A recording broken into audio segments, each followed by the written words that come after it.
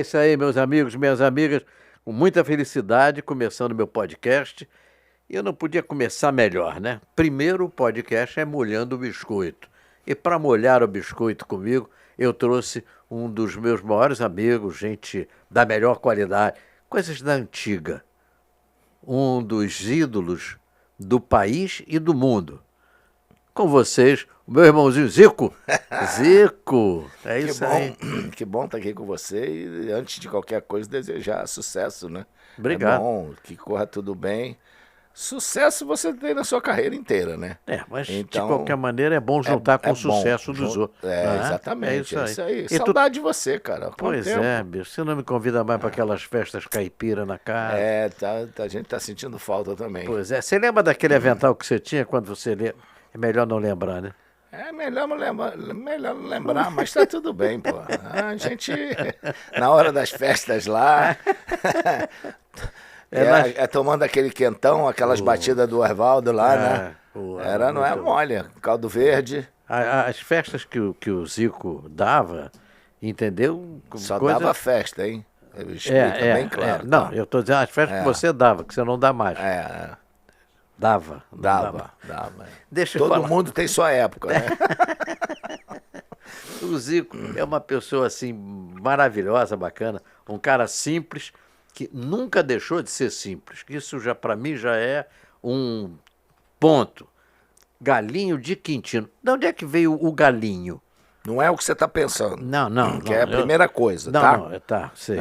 E o que acontece é que quando eu fui lançado no profissional, pelo Fleitas Solista, em 71, tinha 18 anos, cabeludo. Sei, me lembro. E jogava de centroavante, né? Aquele número 9 lá, e os zagueiros dando porrada e tal. E eu corria para um lado, para o outro, lutava, brigava e tal. E o Valdir Amaral, que era o grande locutor da época, da Rádio Globo, aquele alcance da Rádio Globo, aí falou que era o Galinho de Quintino, parecia o Galinho. E aí pegou, né? Imagina, aquele canhão que era a Rádio Globo. E você pulando de um lado para o outro. Exatamente, aí virou Galinho, né? Galinho é uma coisa carinhosa, o pessoal hoje nem me chama nem de Zico, me chama de Galo e tá tudo bem, né? Ficar tipo Galo é até bom chamar de Galo, né? Tem aquela história do Galinho aí, o Galo você, né? Não. Parei. Parou. Parei com esse negócio de Galo você, eu parei. Como é que é? Andar aí no seu gramado. Andar aí no seu gramado. Que te meteu? Primeiro time é meu, segundo te meteu. Bola na rede. O seu é meu. Porra, essas brincadeiras. Era, mano. Jacaré Jacaré no seu cu anda? Não. Mas no seu atola. No meu faz campo, no teu joga bola. É muito divertido isso, né? E no verão, quando esquenta muito, até cavalo na bunda sua. Na minha não, na dos outros, né? Isso aí. Quer dizer, meu Deus do céu. A gente vai ficar de sacanagem aqui, porque nós somos de uma época que a gente brincava muito, sacaneava, brincava. Se divertia, muito. Né? Muito. Seja em casa, na rua, era muito legal. As brincadeiras eram bem sadias. E outra coisa, a gente veio de um subúrbio que era muito livre, né? Era pé no chão, pipa, não é? Bola de gude na rua. E carniça. Chuta-lata, carniça. Brincadeira, polícia e ladrão. Polícia e ladrão. De noite, né? Eu queria namorar, se escondia junto com a garotinha que ele gostava. Ninguém achava. Ninguém achava. Era 31 de janeiro, galinha no puleiro, lá vou eu. Esse era muito gostoso. Esse chuta-lata era incrível também, né? Ficava todo mundo escondido, o cara saía pra procurar e botava uma lata no chão, vinha um e bum, chutava a lata, salvava todo mundo.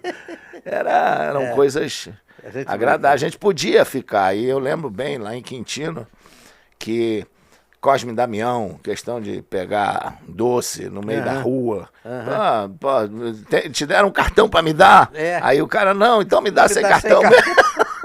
O meu pai, falecido pai, ele foi de Quintino também, e ele me conta que nas festas de São Sebastião, pegava as crianças todas e vestiam de São Sebastião, né?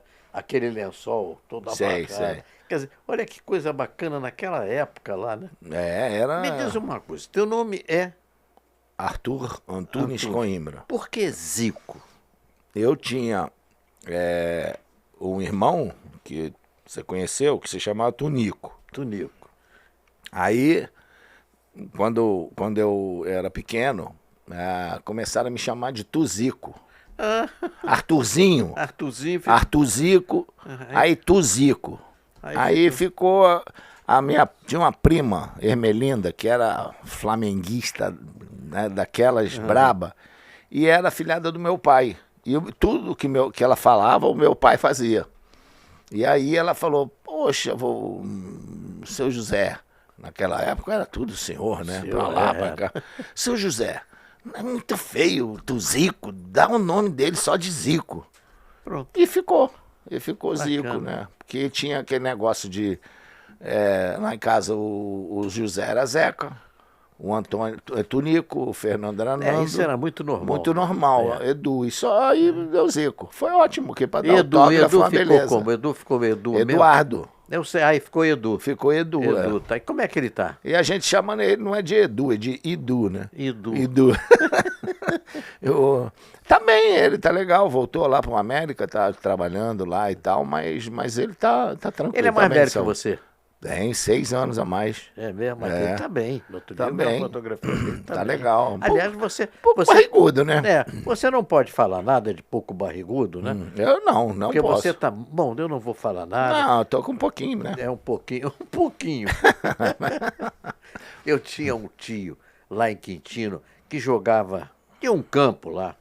E ele chamava... Tinham vários, né? Hoje ele não tem chamava nenhum. como é que era? Alvinegro, lógico. O time era Alvinegro. Alvinegro. Eu acho que era lá pro lado do outro lado do lado da Suburbana. Do lado que da foi um Suburbana. dos grandes. Tinha o Maravilha e tinha. Eu lembro de terem falado nesse Alvinegro que era um dos melhores times lá do bairro. Pois é. Acho que ele jogava no Campo Maravilha que eu joguei quando era criança. Olha aí. Quando é que você saiu de Quintino? Eu saí de Quintino só quando eu casei, né? Sim. Quando eu casei... Quando você começou futebol e tudo, continuou em Quintino? Quintino. Eu fiquei lá, comecei no Flamengo, e o Flamengo tinha 14 anos, aí tal, comecei a namorar a Sandra, eu tinha 16, 17 e ela 14. Dancei a valsa de 15 anos, enganei 5 anos, até casar. A Sandrinha Sandra é parente da mulher do Edu? É irmã. É irmã? Irmã, ex-mulher, né? Que agora eles separaram e tal, mas vivem melhor do que quando eram casados. Aí você casou e saiu de Quintino? Aí casei, a gente foi morar ali na Tijuca, na Rua do Matoso. Rua do Matoso. Porque era pertinho da Gávea, né? Você atravessava o túnel, tava na Gávea. Tava na Gávea. Pertinho. Aí um dia começaram a fazer a porra do metrô ali na Tijuca. Teve um dia que eu levei uns 45 minutos para chegar da Gávea até em casa. Aí de noite, de saco cheio, falei pra Sandra, pega o jornal aí, vendo desclassificado um apartamento para alugar lá para aqueles lados. Para aquele lado lá perto da Gávea. Foi uma besteira que eu fiz. Porque eu tinha comprado um apartamento aqui na Barra e ia levar 1 ano para ficar pronto. Certo. Aí, cara, alugou um ali no Leblon, na Leblon, em Ipanema, na Prudente de Moraes. Tinha tudo. Ela com 2 crianças, né? Aí, só o Júnior. Aí tu já viu, né? Tudo ali fácil, andando, praia e tal. E para ir para Barra depois, quando ficou pronto? Que aquilo a Barra não existia. Cara, 78, não tinha nada, só tinha aqueles 2 prédios redondos, que um acabou, o outro tá parado até hoje. Né? Não tem nada. Não tem nada, não. Aquilo era do Múcio de Ataíde. Acho que um negócio desse. Aí, uma daquelas épocas. Uma daquelas épocas. Então, o apartamento que eu tinha, ali onde é que tinha um restaurante chamado Sol da Barra. Sol da Barra. Do lado ali na Manuel Brasiliense. Cara, isso foi a única vez que me chamaram para ser síndico. Que só tinha eu de morador. Aí eu peguei o vigia, eu falei, não vou ser síndico, não. Botei o vigia para ser síndico. Imaginou você síndico? Não dá, não dá. Mas era muito... Pô, ali é tranquilo, não tinha nada. E eu tinha faculdade à noite, assim, sozinha naquela época. Fez faculdade? Fiz educação física, Exatamente. fiz. E ela vivia pra mim, não sei, pra que você vai fazer faculdade? Por quê? Eu falei, não, todos meus irmãos se formaram, a gente prometeu ao meu pai que a gente ia se formar. Ele disse que não ia deixar ninguém ser jogador de futebol se não se formasse. Então é um compromisso que eu tenho com ele. O português era... O português era brabo, Era o português era brabo. E ela também é. Apesar do tamanho, brabo, apesar do tamanho, né? Brabo, bota brabo mesmo. Tem um pavio que é curto, ó, dente. Não é fácil, não. Mas vocês dois sempre se deram muito bem, eu admiro muito.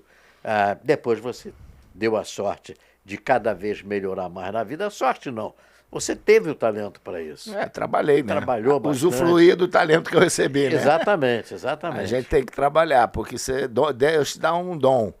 E você tem que também justificar, né? Fazer por onde. Então, eu procurei trabalhar, me aperfeiçoar bastante em tudo aquilo que era importante no futebol. Sempre fui uma pessoa com uma vida muito regrada, de uma disciplina muito grande. Então, acabou se tornando bem fácil, né? Quando a gente combinou de você vir, eu fui relembrar o teu currículo. Cuidado. Você só vem com essas coisas, não tem, né, mãe? Sabe o que eu fiz? Viagem, você raspa a gente, né? Sabe o que eu fiz? Eu digo, eu não vou ler essa porra toda, não. É muita coisa. É muito campeonato. E não sei quantos gols. E foi pra Turquia, e foi pro Japão. Eu digo, rodei o mundo. Pois é. Porra, não. Eu fui técnico, você tinha que ver. Em lugares que a língua era muito fácil. Turquia, Rússia, Grécia. Pô, você não aprendeu a falar Japão. nada? Aprendeu a falar? Eu aprendi muita coisa. Eu aprendi... Depois a gente esquece tudo, né? Lógico. Algumas palavras, eu aprendi a escrita russa, que é bem parecida com a grega, né, para você andar nos locais. Eu aprendi o japonês. Esse você aprendeu mais? É o que eu aprendi mais. E esse eu sabia ler um alfabeto que tinha lá, que se chamava katakana, que era um alfabeto só para estrangeiro, as palavras estrangeiras. Certo. Então, esse é até mais fácil, que eram 40 sílabas, tudo em sílabas. Isso aí. Aí, então, eu aprendi também. Agora, como eu tenho boa memória, eu tinha facilidade de locomover para tudo que é lugar. Mas aí as outras línguas não, era o bom dia, boa tarde. E no futebol, você não precisa saber muita língua, tem que mostrar no campo lá. Que aí tu mostra como é que você quer que o cara faça. Como é que vai bater o pênalti? Tudo, qualquer coisa, até a parte tática mesmo. E eu peguei cada intérprete, que não era mole, né? Putz.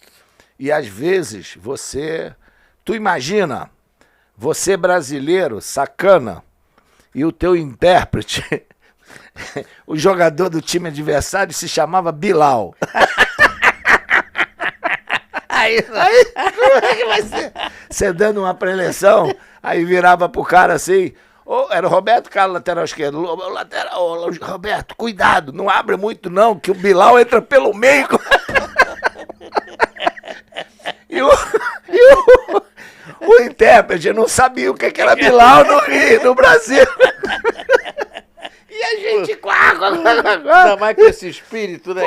Claro, lógico. E o Roberto Carlos, não, pode deixar que eu vou travar bem o Bilal, não vou deixar ele entrar no meio, não. E o cara não tá entendendo nada, né? E tinha muitos brasileiros no time, os caras rindo, e o intérprete... Aí perguntava assim, aí ele teve uma hora que ele parou e falou assim, Roberto, eu conheço bem esse Bilal. Eu, quando era pequeno, brinquei muito com o Bilal. Olha, essa história é fantástica, cara. Fantástica. Aí depois a gente passou para ele. E aí você aproveitava também para não ficar aquela coisa austera. Não, descontraído tudo. Mesmo. A Sandrinha te acompanhou muitas vezes, tudo né? que é lugar. Tudo, né? Sozinho não dá não, né? Não, porque ela não ia deixar, né? Não, mas sozinho não fui, não. Ela foi a todos os lugares. Na Turquia a gente morou muito bem, na Grécia. No Uzbequistão, ela não ia muito, ela ia lá, ficava um mês, depois eu voltava. Também cada lugar. Na Rússia, moramos 8 meses, bem lá. E nesses lugares os filhos já estavam casados, aqui, aí tranquilo, né? É mais fácil também, né? Então, rodou o mundo, graças a Deus. Não foi mal. Quer dizer que você, além de ser um puta de um campeão no Brasil, é um puta de um campeão no mundo. Graças a Deus. Isso aí. Graças que bacana. a Deus. Eu fui campeão na Rússia, campeão no Uzbequistão, campeão no Japão, campeão na Turquia e classifiquei na Grécia o time pela segunda vez na história do clube para a Champions League. Com o Fenerbahçe na Champions League, que é o grande campeonato do mundo hoje, né? A gente foi às quartas de final, coisa que nunca aconteceu lá. Graças a Deus. Fizemos É o tal negócio, quando eu disse hoje e ontem, não, eu vou fazer um podcast, e meu primeiro entrevistado é o Zico. Mas esse cara é demais! Sabe, Zico, que você realmente não tem essa... Eu tenho a intimidade com você, tá entendendo? Para lhe admirar como amigo. Mas você, aí para fora, você é um cara, para mim também, um cara sensacional.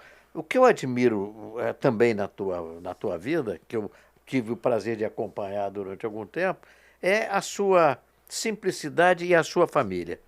Sabe? A família, eu acho que a família realmente é a base. Eu acho que aquilo que você aprende dentro de casa, principalmente meus pais foram muito importantes, né?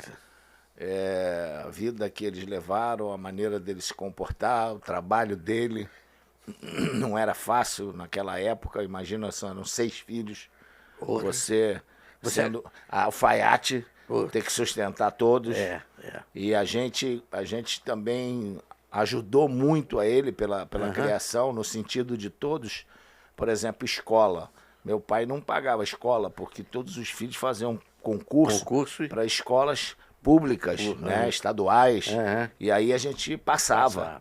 E aí bacana. Era legal, você só tinha os custos de passagem, de alimentação, de roupa. Né? Mas isso tudo vocês foram percebendo para cada vez cada um ajudar mais, né? Exato. Então isso foi muito, muito legal. Eu acho que o velho, quando subiu, né, ele já estava com 85 anos, o orgulho dele, do grande dele foi esse, não é pai do Zico, do Edu, do Antunes, ele era pai de 6 filhos que ele criou, todos 6 formados, que cumpriram a palavra com ele. Exato. Entendeu? Então isso... É muito bacana. Eu vou te dizer, eu estudava no Rivadavia Correia, ali no centro da cidade, e era uma escola estadual. E eu tinha feito o seguinte, eu tinha feito prova para o Pedro II, que era que o Antunes estudava, e era brabo. Era brabo. Era, Pedro II. Pedro II, puxado. E eu via o esforço que o Antunes fazia. Aí, e aí o Nando no Rivadavia. Aí eu via que do Nando era mais macio um pouco. E eu estava começando a treinar no Flamengo. Aí eu falei, acho melhor ir pro Rivadavia do que pro Pedro II. O Pedro II vai ser mais pesado. Pedro II Eu fiz prova e passei nos 2. Pra ver que eu não era burrinho, não. Era um moleque que estudava bem. E aí preferi escolher o Rivadavia. E aí você fez o curso lá? Fez lá, na época, ginasial, né? Que hoje é fundamental, né? Fundamental 2, que eles chamam. Não. Então, o que aconteceu? O meu pai tinha uma alfaiataria ali na avenida, perto da Avenida Uruguaiana. Que do Rivadavia, ele passava lá 5 horas da tarde e me pegava, a gente vinha de trem para Quintino, tá? Aí, o que aconteceu? Eu, muitas vezes, saía às 3 horas e ia lá para a alfaiataria dele, para ver ele né? Mexer nas coisas, trabalhar. Exatamente. E ele era um alfaiate que ele tinha horror a que o cliente fosse lá experimentar e voltasse com o terno para ajeitar. Ele falava, O meu cliente não faz isso. Ele só, quando o terno sai daqui, Já ele sai não pronto, volta né? mais, já sai pronto. Então ele ficava lá, ele fazia aqueles cortes muito minucioso, muito perfeccionista, né? E aí fazia uma prova, 2 provas, terceira prova, aí estava tudo pronto. Aí ele tinha o assistente, o seu Antônio, que era outro Portuga, e que acabou casando com essa que me deu o nome de Zico, tá? Minha sei. prima. Aí ele falava assim, mas seu Antunes, já está tudo pronto. Estás a pedir mais uma prova? Aí ele falava assim, não importa, cliente meu não traz o terno de volta. Quando ele experimentar, que eu achar que tá tudo bom, aí que eu entrego. Então aquele perfeccionismo, aquela forma de ser, isso me ajudou na minha carreira. Lógico. De olhar, de chegar lá, de treinar muito, de querer... Pô, ser Cada o melhor vez melhor, passador, exato. querer ser o melhor cara que dominava a bola, querer ser o melhor fazendo gol de cabeça, de perna direita, de esquerda. Então, isso tudo eu tive dentro de casa. Graças a Isso Deus. fora os 2 irmãos que jogavam, né? Também, né? Então, eu acho que a forma não era de conversar. Meu pai nunca conversou nada comigo sobre minha vida, sobre namorada, como se fazia sexo, como nada. Não me ensinou nada, era tudo a gente aprendendo sozinho, né? E vendo as coisas. Então, aquela época, ele te educava dando exemplo dele, entendeu? No trabalho, no dia a dia e tal. A gente não podia fazer nada contra a minha mãe. Só dizer, tu moleque, tu vai levar uma bolacha aí. Vai levar uma porrada. É assim mesmo. Que ele podia... fazer tudo, menos desrespeitar a mãe. Aí não tem. Aí era não tinha. benção, mãe. Era. É a mesma época minha, uma diferença que a gente tem. Diferença fácil, só 13 anos, nada. Isso Deixa eu te fazer uma pergunta. Você já molhou o biscoito hoje? Eu? Não, ainda não molhei. Acordei cedo, né? Aí não. Eu comi um biscoito, mas não molhei, não. Não, então faz favor. Eu vi esses biscoitinhos aí, vou molhar, tá? Molha o biscoito, porque não pode passar sem molhar o biscoito, né? Não. Aí. De noitinha é bom sempre você molhar o biscoito, mas eu tava pensando hoje de usar, mas vou começar por aqui, né? Começa por aí, depois você melhora a situação. Tu já comeu aquele biscoito, já molhou aquele biscoito Cantucci lá, do italiano? É o Cantucci. Só no Cantucci. É um durinho que tem umas Não, negócio de durinho eu prefiro. Eu molhei no Cantucci. Eu fui pro Cantucci. Tu fica mais no canto, né? Deixa eu te fazer uma pergunta. Vou mandar um Cantucci pra você aprender o que é. Eu vou te contar uma piada de português em homenagem à sua raça. O velho, todo dia que ele chegava do trabalho, tinha que estar todo mundo na mesa. Lógico. Sabe, né? Chegasse... Aí ele contava uma piada de português pra gente. Eu vou te contar uma Safado, que eu acho que você não conhece. Diz que a filha do casal de português casou. E como o casal daquela época, o casal tinha uma casa sempre muito grande e tudo, casou, vai morar com os pais. Tudo era muito grande. Agora tá meio caído. Aí o que acontece? A filha foi morar, a mãe virou, anda cá, filhinha, eu tenho ouvido uns gemidos à noite, o que é que tu fazes?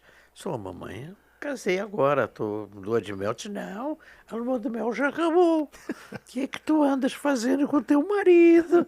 Eu disse, mamãe, o que acontece é o seguinte, quando meu marido está para chegar em casa, eu vou lá para o quarto, tiro a minha roupa, fico nuinha na cama. Quando ele abre a porta, eu digo, oi, querido, já estou vestida para o amor. Interessante, tira essa roupa, estou interessante. Não fez outra coisa. A portuguesa chegou de noite, tirou aquela roupa toda, ficou na cama lá. Quando o Manel abriu a porta, mas o que é isto? Ai, mas não, eu já estou vestida para o amor. Porra, então vai dar uma passadinha que está muito amarrotada.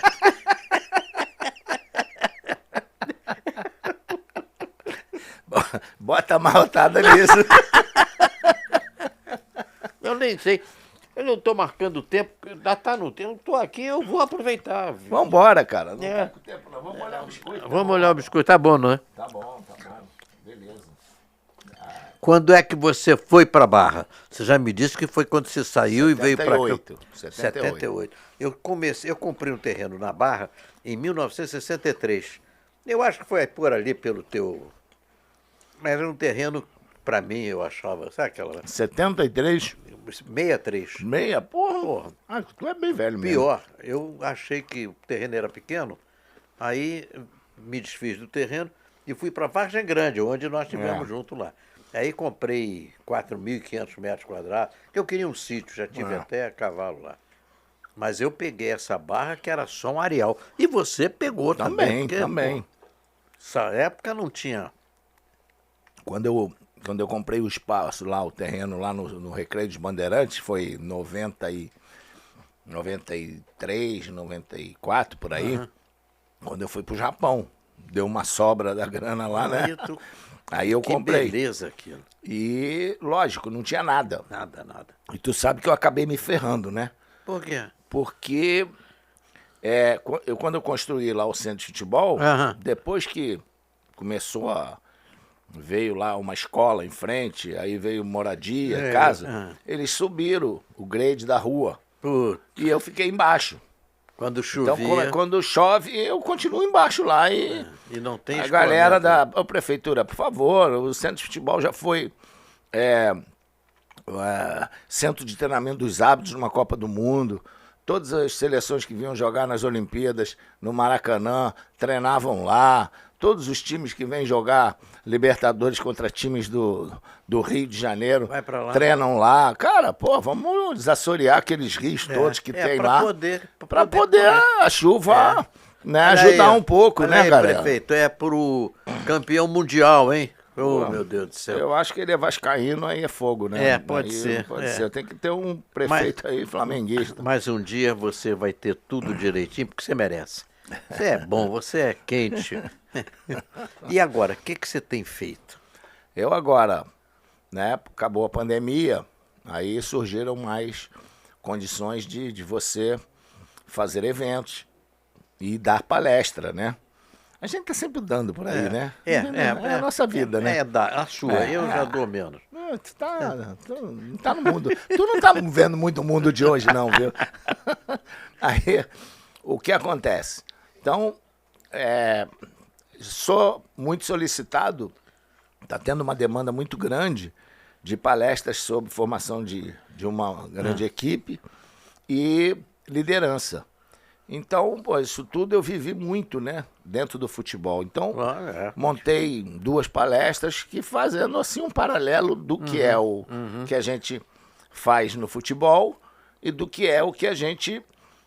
o que as pessoas precisam na empresa, né? Saber o que é que representa a camisa que você está vestindo da empresa, qual é o objetivo deles, né? Então, uma das coisas que eu também, às vezes, eu faço uma palestra, é dizer que quanto mais importante for a sua empresa, mais importante você é. Exatamente, você isso aí. Quando a Globo, lá atrás, era a Globo, o cara dizia, eu sou global. Não é? Global tinha aquele personagem que o Chico criou lá do Bozó, né? O Bozó. Bozó. E o Bozó existia. Eu sei que existia. A maioria dos personagens do Chico Anísio existiam, né? Ele era bom para captar. Ele tinha um feeling bom, né? O Chico foi um gênio, né? Era um gênio. Não tem. Cada um na sua especialidade. Você foi e é um gênio no que você faz. Não adianta você querer olhar para mim e dizer que você é. Foda-se. Então o que acontece é isso. Cada um tem o... E você soube aquilo que você falou. Você soube aproveitar o dom que Deus lhe deu. Isso aí. E você é católico? Eu sou católico. Eu também. Eu sou cristão. Não sou aquele frequentador assíduo da igreja. Você acredita em Deus? Acredito em Deus, converso com ele. Isso. Né? Tem um telefone vermelho lá que nas horas... Não, para você é vermelho e preto. E lógico que, sabe, não sou egoísta de querer tudo na vida, né? Não. Eu acho que entendo perfeitamente as coisas que não acontecem. Procuro, né, capitalizar as coisas importantes que são na vida da gente, né? E principalmente a dádiva maior é você poder trabalhar bem, ter emprego, ter casa, moradia, né? E poder ajudar os outros, poder ajudar os outros, criar uma família, construir uma família legal, chegar em casa, botar a cabeça no travesseiro, dormir bem. É isso aí. E hoje está sendo acordar no dia seguinte, que é bom, né? Esse é o melhor detalhe, acordar no dia seguinte. Opa, mais um dia. Mais um dia, e vamos lá. É verdade. E essa casa que você tem, dizer que eu já frequentei e tudo, tem uma piscina bonita e tudo. Quantos anos você tem essa casa? Eu tô lá desde 86. Olha Desde só. 86, são já... Né, 86, 30 Já chega, né? 30 e 7 tantos anos, 37 Não anos. faz muita conta, porque a cabeça já não... Não, mas é bom fazer, pô, a cabeça funcionar bem, cara. Bom. Eu me lembro muito das coisas todas de para trás. Mas, por exemplo, ontem eu já não sei tudo, lembrar de tudo que eu fiz ontem. Quer dizer que você está Porque lembrando das o coisas... de HD, o HD tá cheio, né? Mas tu está lembrando bem das coisas para trás, né? Muita. Não Muita. esqueceu nada, né? Não esqueci nada. Tudo bem. Não esqueci Vem nada. cá, quais foram os seus melhores amigos dentro do futebol e da tua vida? Além da família, naturalmente. Dentro do futebol, né, que são pessoas que estão com essa amizade até hoje, né, no caso, lógico que jogadores do Flamengo, Cantarelli, né, o Cláudio Adão, o Júnior, são esses caras que a gente tem mais convivência porque a gente passou a ter convivência com as famílias. Família, exato. Paulo Sérgio, o Gil, né, onde estava nas festas a gente estava sempre junto. Então isso é uma coisa legal. A gente tem o nosso grupo dos homens, as esposas têm o grupo delas, vão se ver de vez em quando, se reúnem, né? Eu já fiz parte desse grupo, mas aí coisas... Tu se mandou, né? Tu se mandou, foi trabalhar pra caramba. Pois então, peguei negócio de televisão. a vida nossa é muito complicada, né? Complicado. A gente tem um grupo de pelada que, pô, tem 40 anos, cara. A gente jogava quase toda quarta-feira, mas a cada ano que passa tá caindo Você ainda né? joga futebol? Eu jogo, eu entro em campo. Ah, sim. A gente Era não isso joga que eu mais. queria saber. Não, porque olhando você assim dentro do campo, dá a ideia que você engoliu a bola. Tá entendendo? Porque Tá bom, é segunda tua, já tá 3-0 pra você. Mas você joga toda semana, não? Não. Tanto aqui como lá no Japão, jogo com os funcionários, a gente se diverte. E tem o melhor depois, né? Que é por isso que vira bola também aqui, né? Vem aquela carninha, aquela cerveja e tal. Então, não, e o papo, joga né? Conversa fora, né? O papo as histórias, o papo é que é bom, né? O papo é que é... O Paulo César Caju, nem sei onde é que ele anda. Tá aí pelo Rio. Ele tá fazendo... Agora ele tá uma coluna no Placar. Ele sempre escreve muito bem, faz colunas ótimas. Ele era do... E é um cara muito inteligente. E ele tava... passou um tempo morando aqui no Rio, mas eu acho que agora ele voltou lá para Florianópolis, não sei, onde ele morou também um bom tempo. Eu sacaneava muito Paulo César Caju. Quando ele me via, ele dizia, pô, lá vem ele. O cara que eu acho bacana também é o Júnior. O Júnior é gente, né? Eu quase batizei o filho do Júnior.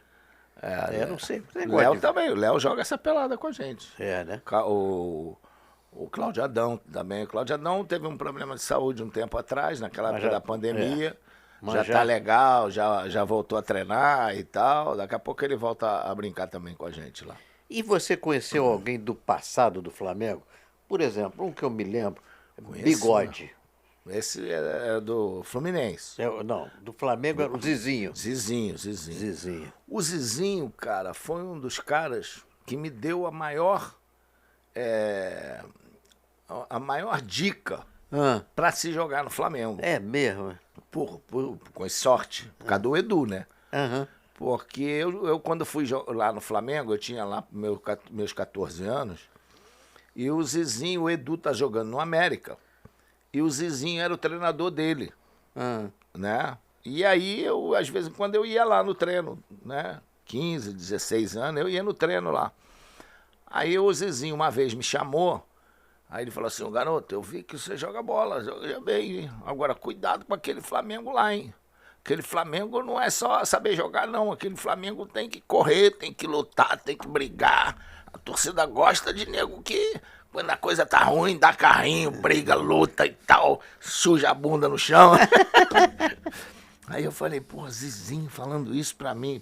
Pro meu pai, o Zizinho foi o maior jogador da história, Foi, cara. e foi. Eu conheci ele jogando. E eu, lógico, pô, fiquei muito feliz e tal, e lógico que foi uma bênção, né? De você já saber aonde você está, né? Pegar um cara que que viveu isso, viveu cara, isso, viveu isso, Exato. né? Então, bacana. Foi muito bacana. E ele foi um dos maiores jogadores da época, não é? E teve um problema que ele viu de perto, ele vivenciou isso, que um dos melhores jogadores do Flamengo também, daquele time dele, era o Jair da Rosa Pinto. E esse Jair da Rosa Pinto, me parece que chegaram a botar a torcida do Flamengo. Ele jogava muito, mas não era aquele lutador e tal. A torcida do Flamengo mandou, acabou, mandou embora e tal. Então isso deve ter marcado muito o próprio Zizinho. Lógico. Né? Para ele te dar, inclusive, esse tipo de conselho. Exatamente. Exatamente, isso aí. Que bacana. E convivi com outros jogadores que... mais antigos, eu peguei alguns, né? Como o Paulo Henrique, como o Murilo. Pavão eu acabei conhecendo. O Seu Bria, o mestre Bria, que era Biguá, Bri e Jaime. O Triângulo. O Jaime jogamos muito com o filho dele, que era o Jaime de Almeida. Né? Joguei com ele desde 15 anos, cara. Joguei, o Jaime, eu fui no meu programa lá na Jovem Pan, que eu tenho um programa da Resenha do Galinho. Vamos falar desse programa também. É toda quinta-feira, 10h30 da noite. E aí eu entrevistei agora o Jaime. E foi muito fácil apresentar ele.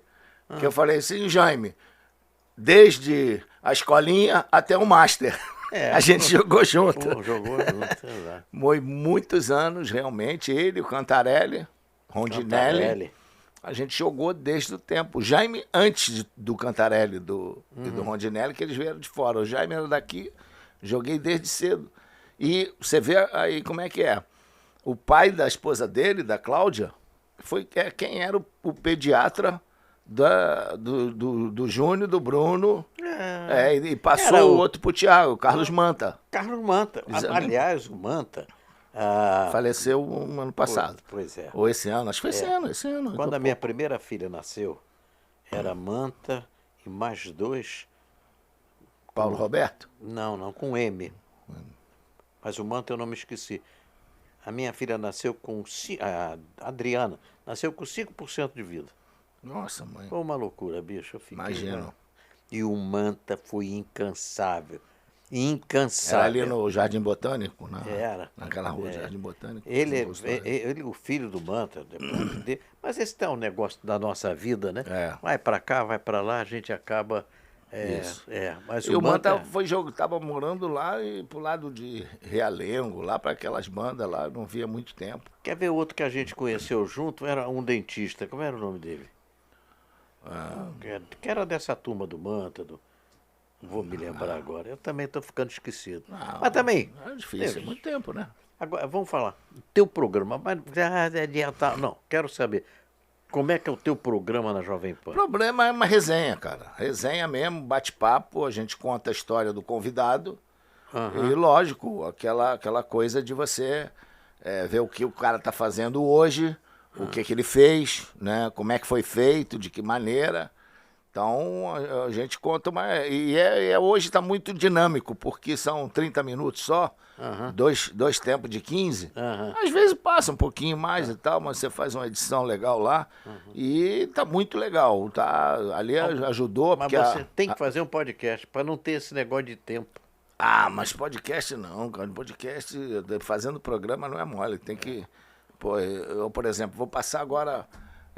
quase 2 meses no Japão. Aí tem que gravar 15 programas, deixar gravado. E nosso programa não é aquele programa pontual, entendeu? de você falar o que está acontecendo ali, não tem polêmica, não tem nada. É programa para a gente curtir a história do cara, exatamente. E a pessoa curtir a pessoa curtir e ir para lá sabendo que a gente não vai nós não vamos botar nenhuma casca de banana, nem ficar de calça curta. Me diga uma coisa, o pessoal me pergunta muito, na minha profissão, a televisão de ontem e a televisão de hoje. O futebol de ontem e o futebol de hoje. Cara, eu acho que os conceitos mudaram um pouco, né? E hoje se prevalece mais as partes táticas do que propriamente as habilidades, o jogo, o talento do jogador.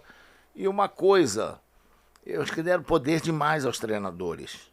Não que eles não mereçam, mas eu acho que tudo tem que ser decidido pelo treinador. E muitas vezes até contratação, sabe? Saber qual é o que o clube tem para poder investir. É muito fácil você chegar num clube, eu quero fulano, beltrano, ciclano e tal.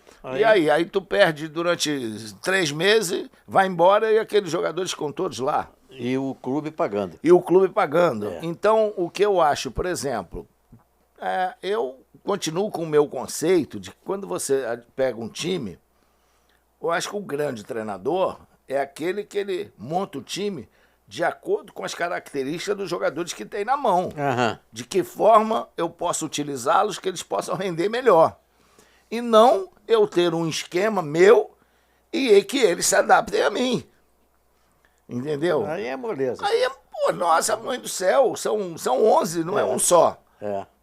Então, aí paga milhão aqui, milhão ali, milhão ali. Isso, exatamente. Aí o cara que joga bem num lado, aí tu tira, bota pra cá. Não, tem que fazer essa função que eu quero. Então, o poder tá absurdo. Você hoje, em qualquer momento, tem que ter entrevista do treinador antes do jogo, depois do jogo. Parece que só tem ele que é o responsável. Então, aí, o time perde, o culpado é o treinador. O time ganha, o treinador é o melhor, sabe? E não é ali. A coisa tem que ser um conjunto. É um conjunto, e o futebol é coletivo. Então todos têm que ter uma participação. É lógico que o treinador, que tem o Muricy, que é um dos melhores treinadores com quem eu conheci no futebol e que não trabalhei com ele, infelizmente, mas trabalhei de quem ele foi discípulo, que foi o Telê. Então o Muricy sempre disse, o percentual de responsabilidade do treinador é 20%. Quando ele fala isso, os caras, mas só 20%? Cara, você não tem ideia, 20% é muito em relação a tudo que envolve os outros 80%. Que os outros 80%, tem jogadores, diretoria, comissão técnica, entra doutor, preparador físico, entra tudo. Então, cara, não dá pra você achar que 20% é pouco. 20% é o quê? É o planejamento, é gestão de grupo, é você saber, né, chegar e controlar os ânimos. Dentro do vestiário não é fácil. Saber a liderança, fazer os caras acreditar naquilo que você está transmitindo, que é difícil. Na nossa época eram 25 jogadores, hoje são 30 e poucos. E sempre tem o cara que é descontente. Então, isso aí não é a mesma coisa. Você tem que ter um controle emocional muito grande, porque não é fácil. Você vai colocar 11 e de 33 você vai ter 22 descontentes que não estão jogando. E aí? Como é que você vai organizar isso tudo? Então, por isso é que hoje você tem que ter mais pessoas na tua comissão técnica, pessoas de tua confiança, que possam fazer, transmitir isso também para os jogadores, né? E antigamente eu acho que era mais assim, a pessoa gostava de jogar, né? Não era tão profissional como está hoje, né? Você sabe que você entrava para o futebol porque você gostava de futebol e não para resolver o problema da sua vida. É mais ou menos a televisão hoje. Também tem essa coisa, sabe? O talento ficou um pouco lá para trás. Agora deixou de lado. É a técnica, sabe? É não sei o quê. É aquilo mesmo. tecnologia, É. entendeu? Você vê a própria tecnologia do futebol. Hoje criaram o VAR, que é um negócio importante, mas começa, tantas coisas acontecem, começa, você não... Ela não é manipulada, ela é manuseada pelo homem também, que está ali. Exato. Tá? Então, pelo que eles estão falando, essas coisas de linhas e tal, começam a dizer, ali o cara faz o que quer com a linha. Na hora de traçar a linha, se está impedido, se não está, da maneira... Porque ninguém tem muito conhecimento sobre isso, é uma coisa nova. Então você fica na discussão se está certo, se não está certo e tal. E às vezes pessoas com conhecimento de arbitragem, que conhecem as regras, eles se contradizem, sabe? Porque a regra, como diz o Arnaldo César, a regra é clara. É claro. Então, cara, a regra é uma só. A regra você não pode ter dúvida. Não pode interpretar a regra. A regra, ela tem que ser aquela. É que nem a Constituição. Exatamente. É isso aí. É a Constituição do futebol, né? Exato. E não é tão difícil, né? Você colocar em prática. É seguir o que está escrito. Exatamente. Então, hoje em dia, essa tecnologia está gerando mais discussão, muitas vezes, do que o jogador faz dentro do campo. Enfim, o futebol de ontem era um futebol. Hoje... Você vê a quantidade de público que era, né? Tiveram que diminuir os estádios. Na época, Maracanã eram 100 e cacetada de mil pessoas, uma loucura. E hoje você não passa de 70 mil. E nego 60 e poucas mil, é loucura e tal. A vida é isso mais ou menos, né? Tá. É uma roda, né? É uma roda. A gente teve um lugar, depois passa para outro lugar e a roda vai rodando. É, isso aí, mas, poxa, não podemos ir contra os valores morais, éticos e educacionais, né? A roda, ela pode girar toda, mas você não tem que estar seguindo isso. Não. São os pontos básicos da família, isso exatamente. Aí, então, hoje estão denegrindo, né? Estão fazendo tudo para denegrir a família. Então, isso é um problema. Quem tem uma família organizada é um problema que tem que ficar... tem que aceitar tudo que as pessoas... Hoje está tendo muita imposição. E imposição de coisas erradas. Ninguém faz imposição que você é obrigado a ter a sua família em paz, tranquilo. Ninguém faz... Agora, para certas coisas, estão querendo impor à sociedade certas situações que você tem que aceitar. Não, você não tem que aceitar. Eles acham que você tem que aceitar. E se você é contra, o couro come, né? Vem logo o cartão vermelho. Vem logo o cartão vermelho, exatamente. E tem muita gente aí que perde emprego, coitados. Gente que tá sofrendo, para de trabalhar por causa disso, né? Porque são perseguidos. Eu conheço um lá em casa. Mas aí deixa pra lá. Olha, eu vou dizer uma coisa para você. Nós frequentamos e nós vivemos um Brasil muito melhor. Isso, total, né? Muita gente diz aquela frase famosa, né?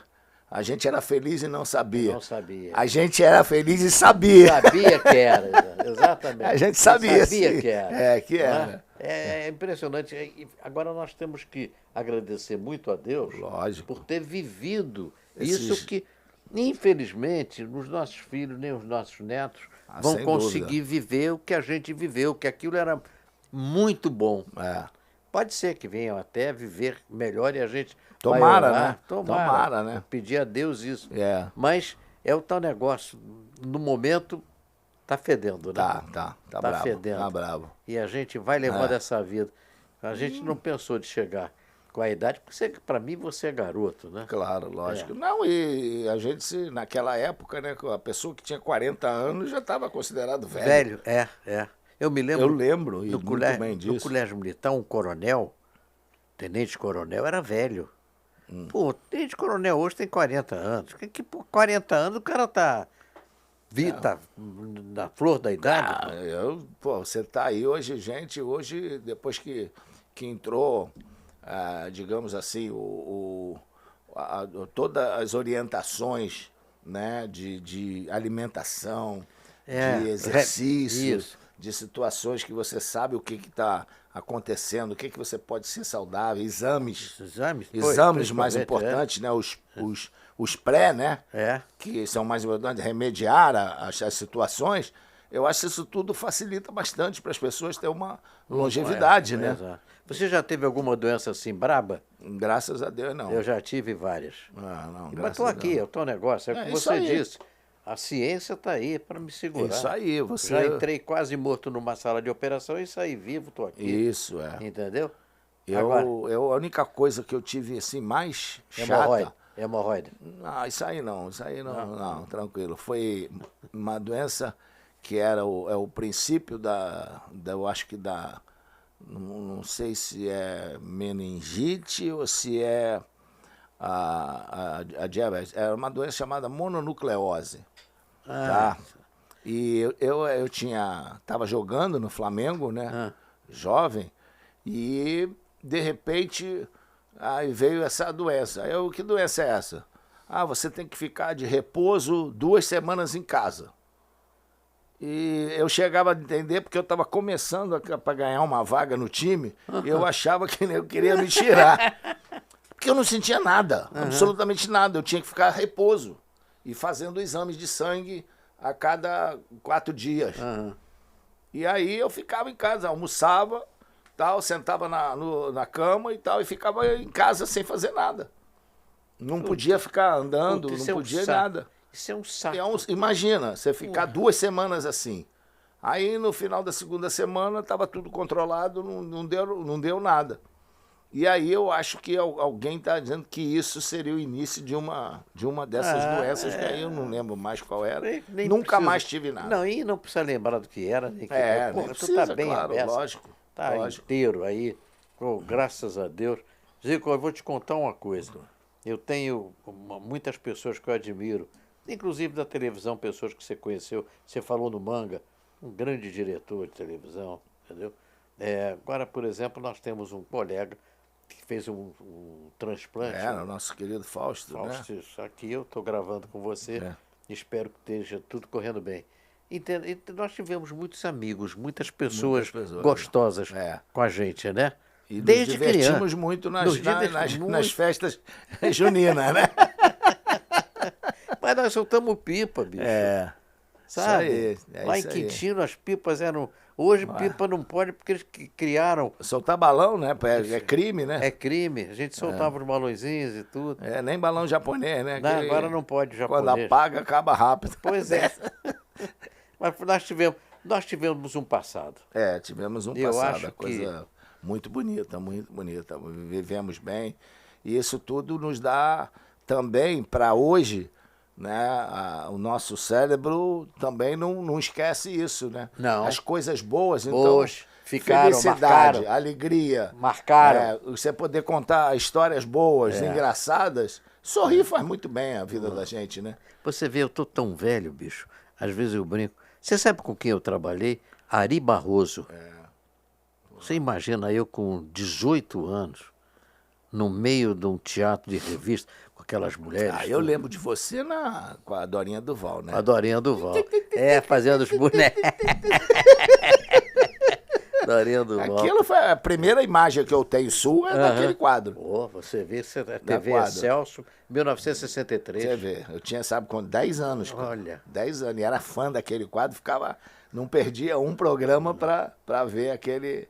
E depois eu vim a ser seu fã, mas a vida é isso, né, meu filho? Aí, pô, Geraldo. Eu vejo você até hoje, mais quando vou no Japão, né? Porque no Japão, aqui no canal Viva, a escolinha tem quase todos os dias, né? Naquele horário. Passa lá 7 da noite, aí eu tô chegando em casa e tal, aí a gente... Às vezes está jantando e está vendo você lá. Quer dizer que se eu chegar no Japão e disser, Geraldo... Todo mundo sabe quem é. Já molhou o biscoito? Já molhei o biscoito 2 vezes. Eu queria dizer que essa caneca daí, molhando o biscoito, com castrinho, essa daí você pode levar para casa. Pode não, pode. deve. Tá legal. Eu quero que você Obrigado. leve e guarde uma lembrança minha. Total. Quero ficar... Como é que estamos aí de tempo, que eu nunca sei? Mais 2 Joia. horas. Quer dizer, isso quer dizer que podemos fechar ou ainda falta? 56 minutos, cara. É Nós mesmo? estamos. Eu Eu acho que enxergo tá. bem de longe, né? Eu tenho... 56 e Tá 27. vendo? Tá vendo? É isso aí. Tem que olhar tudo o jogo dentro do campo. Então... de Ô, perto tem que ter o óculos, mas de longe... Ô Zico, deixa eu dizer uma coisa para você.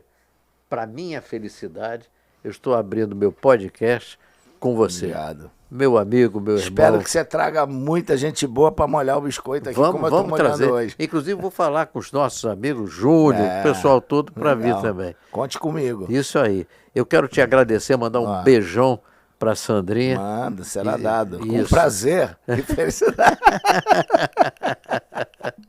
Te agradecer muito, ficar à sua disposição porque você precisar do amigo, tá entendendo? E te desejar assim que Deus te abençoe muito, continue te abençoando você e a sua família. Foi um prazer ótimo estar aqui com você, reviver bons tempos, boas histórias e te rever, que é o mais importante, né? É isso aí, você foi muito bom. Ah, Muito bom. que Mesmo legal. gordinho, os dois, foi muito bom. Mas tudo bem, né? O que vai se fazer? Zicão. A gente, eu, por exemplo, que dependia do físico, É. era magrinho, né, mano? Mas eu também No, dependi do no meu auge físico. era 69, né? Pra tu ver o número, qual é, né? Agora tô com 97, inverteu. 96. Ai, Zico, que bom ter você. Palavra de honra. Que bom, gostoso essa conversa. Conversa, Não tem né? negócio Isso de aí. aqui entrevista, você conversa, pô. Nós Conversa, legal. Isso aqui é ficamos bom. aqui conversando Assim é que é e eu divertido. espero ainda conversar muitas vezes. Qualquer festa me convida. né? Não, tudo bem. Festa junina, então, é o principal. Pois é. Né? Beijo na Meu irmão, família. fica com Deus. É um prazer aqui, também. tá? Tudo de bom. Muito Maravilha, obrigado. família toda. Isso aqui é bom. E a vocês de casa, muito obrigado pela audiência.